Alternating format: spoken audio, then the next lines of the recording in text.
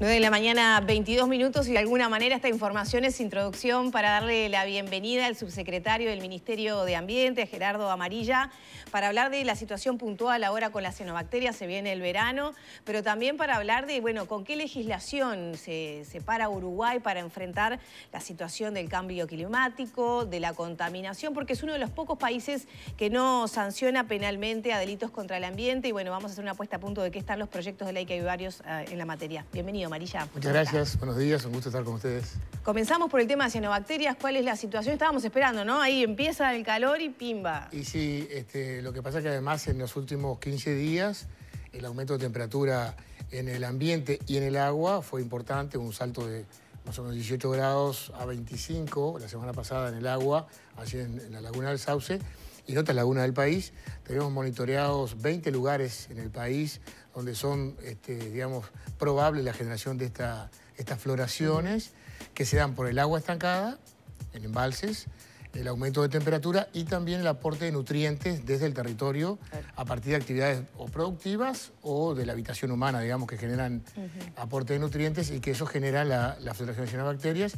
Y bueno, y ahora estamos, el Ministerio de Ambiente rápidamente actuó junto con OCE y en este caso con el Ministerio de Ganadería, porque también hay nutrientes desde el punto de vista de la producción, en tratar de asumir allí rápidamente el control de lo que está pasando en Laguna del Sauce. ¿Cómo se controla? ¿Qué medidas se pueden tomar? Bueno, en realidad tenemos primero un monitoreo permanente de cómo está la turbiedad del agua, la temperatura y la presencia de nutrientes, que son condiciones para que las floraciones aparezcan.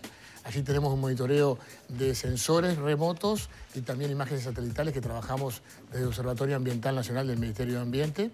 Pero sobre todo estamos trabajando en lo que es el combate a lo que es la floración en sí, con diferentes tecnologías que se establecen juntamente con OCE generalmente en los embalses donde hay tomas para consumo humano, pero además trabajando también en una actividad que es muy importante a largo plazo de prevención, que es ampliación de redes de saneamiento en las poblaciones que están cerca de estas lagunas o estos embalses.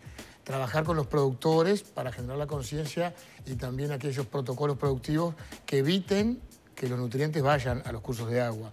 Y también mejorar lo que es la flora, lo que es la vegetación, que son filtros naturales en los bordes de los arroyos, de las cuencas, que también ayudan mucho a prevenir ese aporte de nutrientes al agua y a evitar que se produzcan floraciones, ¿no? Ahora, Amarilla, me quedé pensando en una de las cuestiones que manejábamos recién, previo a este comienzo de la entrevista. ¿Se garantiza el consumo de agua? Sí, perfectamente. Porque a mí la verdad que me daría un poco de... Sí, perfectamente. Si sé que se está tomando agua ahí, me daría un poco de, no sé, pánico tomar agua que sé que tiene cianobacterias. O sea, ¿la calidad del agua potable es buena igual? Es buena y es certificada por la calidad de OCE, porque además justamente la planta de allí de Maldonado tiene la última tecnología, tiene varios procesos de filtración, con filtro de carbono activado, con otro tipo de procedimientos que garantizan el agua para el consumo humano de forma absoluta, o sea que allí no hay inconveniente. Además, este tipo de floraciones no se dan tampoco en toda la laguna, se dan en algunos espacios. Algunos puntos. Y no en el lugar donde está la toma directamente de la empresa de provisión de agua, que es OCE. Pero requiere más sustancias. Yo pienso, capaz que tomo el agua y tiene más cloro que lo que tenía. Seguramente hay mayores sustancias y mayores claro. procesos que también llevan un poco más de tiempo en el proceso, pero que al llegar a la canilla y al llegar a la vivienda están en perfectas condiciones. Y ya para cerrar con este tema, usted mencionaba, bueno, medidas con los productos. ¿Dónde está? ¿Cuál es el principal agente de generación de estas floraciones? Bueno, ¿es el saneamiento? ¿Es la producción? En realidad son varios componentes. Es la falta de saneamiento en algunos lugares, que eso genera la filtración eso pasa de agua más en Maldonado. En la Capoeira es un lugar donde tenemos que ampliar la red de saneamiento. No es lo mismo la zona del río Santa Lucía. La ría de Santa Lucía y el río Negro, allí son aportes, por un lado, aportes de la producción, también de algunas localidades que no solamente lo que es la falta de saneamiento, las ciudades son grandes usinas de contaminación. Cuando llueve, por ejemplo, el ciclo hídrico urbano arrasa todo lo que hay y lleva todo lo que es la generación de lixiviados o de aceites o de metales de las calles, que termina todo por las y que muchas veces se ve en el Río de la Plata, ¿no? Exacto, ese tipo de lámina de aceite que aparece a veces que es justamente lo que arrastra el agua desde las ciudades o de las calles, ¿no? Ahí también es un tema de conciencia y de educación de todos los habitantes. Todo lo que hacemos en el territorio termina de alguna manera en las costas y en el agua, ¿no? Muchas veces se habla, y ya ahí nos vamos metiendo en el proyecto de delitos ambientales, que si no hay sanción, por lo menos en Uruguay nos cuesta tomar medidas, prevención, yo que sé, prácticas productivas muy arraigadas, que después se está pensando en herramientas de ese tipo, en sancionar, porque parece ser como que no le damos a la tecla con la prevención, Exacto. ¿no? Yo creo que la prevención es importante. Las normas administrativas, desde el punto de vista del control, las habilitaciones y cuando se incumplen habilitaciones ambientales, sanciones tipo multa, ya están presentes en la legislación desde el año 94. Pero se usan, se aplican. Se usan, se aplican, el Ministerio multa y aplica multas en algunos casos muy importantes, pero en el derecho comparado a nivel internacional, ya hace muchos años que está presente los delitos ambientales. Los delitos ecológicos se hablaba en un momento. En Uruguay, por más que hay algunos proyectos que son del principio de la década del 2000, nunca lograron prosperar los delitos ambientales. En todos los periodos creo que se presentaron proyectos. Se ha presentado. Y yo creo que llegó el momento, estamos en la madurez como para tener ahora sí delitos ambientales. ¿El Ministerio de Ambiente ha sido fundamental para eso? Yo creo que sí, porque también tiene que ir acompañado de una institucionalidad. Y el Ministerio, la creación del Ministerio hace 2 años, digamos, reconoció a nivel del Estado uruguayo que el tema ambiental es fundamental, es importante. Y está presente hoy en las políticas productivas, en las políticas de finanzas y de economía, y por eso el delito ambiental también tiene que estar presente en la legislación. Hay proyectos, como tú decías, de varios periodos. Hay uno, de hecho, con Fiscalía y la Dinama. El periodo pasado se presentó uno de Fiscalía y Dinama y otro lo presentamos varios legisladores en la Cámara. Y hoy en el Senado en la Comisión del Senado, bastante avanzado el estudio para unificar proyectos de varios que eran bastante similares, que establecen algunos capítulos que tienen que ver con delitos de contaminación, que contamina agua, suelo o aire, por ejemplo. Está como en 4 grandes puntos, ¿no? Exacto. Delitos de contaminación, delitos contra la biodiversidad, que es, bueno, matar a un animal protegido, o cortar un monte, o incendiar un lugar que tenga especial protección de monte nativo. Delitos contra la gestión ambiental, también, y bueno, después algunas normas comunes como agravantes o temas que tengan que ver también con desechos peligrosos y tráfico de animales, que son delitos que vienen de convenciones internacionales que Uruguay ya incluyó dentro de su legislación, pero ahora habría que incluirlos en un capítulo dentro del Código Penal, que es lo más correcto y prolijo, ¿no? Y para que la gente entienda, ¿qué prácticas, por ejemplo, podrían ser delitos en estas categorías que usted mencionaba? Bueno, la contaminación de un curso de agua. Por ejemplo, que una empresa, un establecimiento... Una empresa que contamine gravemente un curso de agua, que además esté destinado, como en este caso, después al consumo humano, y que esa afectación sea, digamos, por descuido y realmente no fue un accidente, sino que fue una cuestión de mala práctica de la empresa, y que esa contaminación sea grave y que tenga consecuencias en el consumo humano, pero también en el ambiente, puede ser condenado con una pena de 3 meses de prisión a varios años de penitenciaría. Ahora, Amarilla, venía pensando en todo lo que hemos hablado, ¿no? En la situación del río Santa Lucía, sobre todo un área de muchísima producción, ¿no?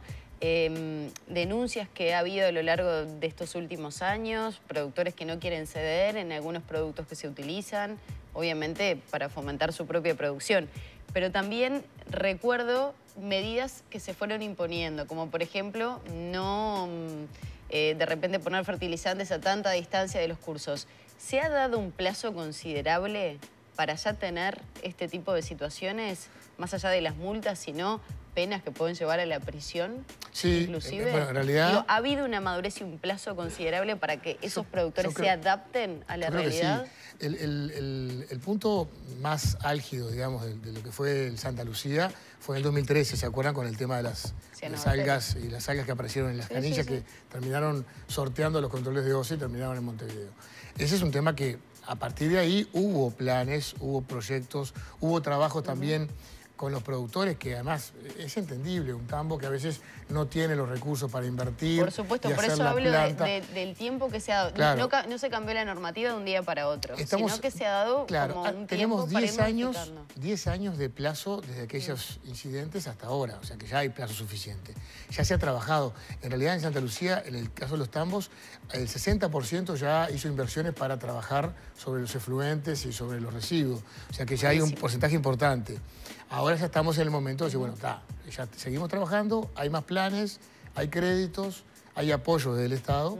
Ahora tenemos que poner en el horizonte el tema de las penas, pues ya, digamos, el que lo hace ahora ya tuvo el plazo, tuvo el apoyo, tuvo el conocimiento. Ahora hay que poner sanciones porque ya el que lo hace a sabiendas ya está incumpliendo con el ambiente y con toda la sociedad, ¿no? Por ejemplo, un caso de esos podría ser penado como un delito en el nuevo proyecto de ley. Por supuesto, porque se le va a intimar, se le va a multar, pero se le va a establecer, bueno, si esto tiene consecuencias en el ambiente, hay una posibilidad de una denuncia penal y va a tener consecuencias. Amarilla, ¿se va a tener en cuenta denuncias de particulares, por ejemplo? Sí, por supuesto. Porque hubo casos que se hicieron conocidos también en esa zona de Canelones de algunos productores que fumigaban con determinados productos, terminaron perjudicando la salud hasta de sus propios vecinos. Sin duda. ¿Qué va a pasar con esos casos? ¿Se van a tomar como muy graves, por ejemplo? Se toman como muy graves y además el tema de los particulares, es bueno decirlo también, en estos 2 años del Ministerio de Ambiente, más o menos recibimos unas 1000 denuncias por año, 3 denuncias por día.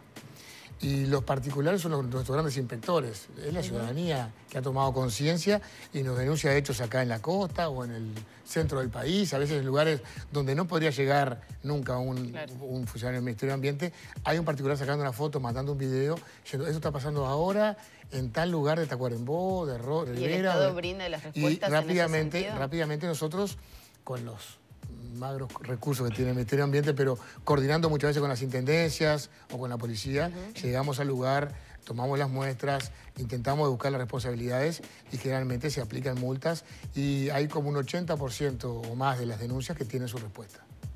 Bien, y hay inspectores que, porque recién decía, tenemos escasos recursos. La Intendencia colabora, pero ¿cuántos inspectores cuenta el Ministerio de Ambiente?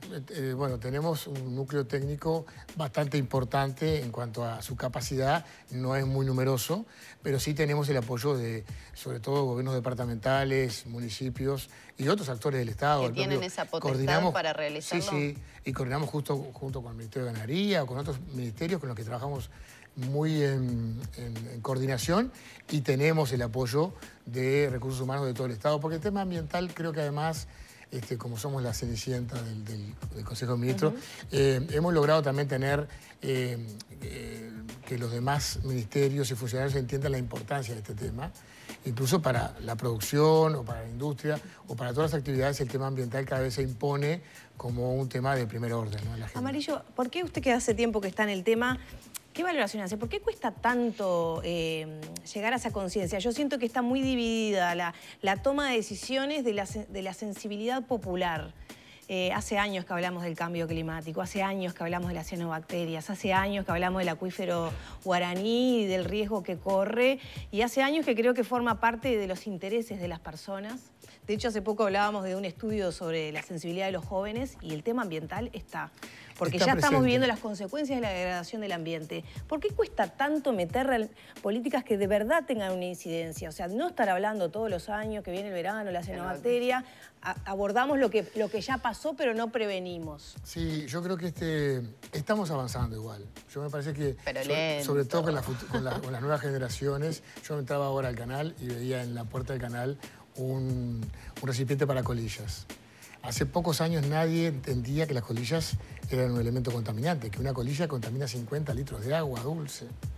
Nadie lo entendía, nadie lo concebía, Y hoy por hoy hay una conciencia que empezó por capaz un reclamo juvenil, pero que ya todos estamos tomando conciencia de que pequeñas cosas tienen un impacto ambiental muy negativo. Es verdad Pero miren que yo creo que hace 10 años ningún ministro de Economía hablaba de los temas ambientales, como hoy la ministra actual, que lo plantea ella en los foros y en el Consejo de Ministros, cómo incluir las políticas ambientales en la política financiera del país, por ejemplo. Es un tema que realmente yo creo que yo que estoy atrás del tema, veo que hemos ganado terreno. Falta mucho y nos quedamos con sabor a poco todavía, sí.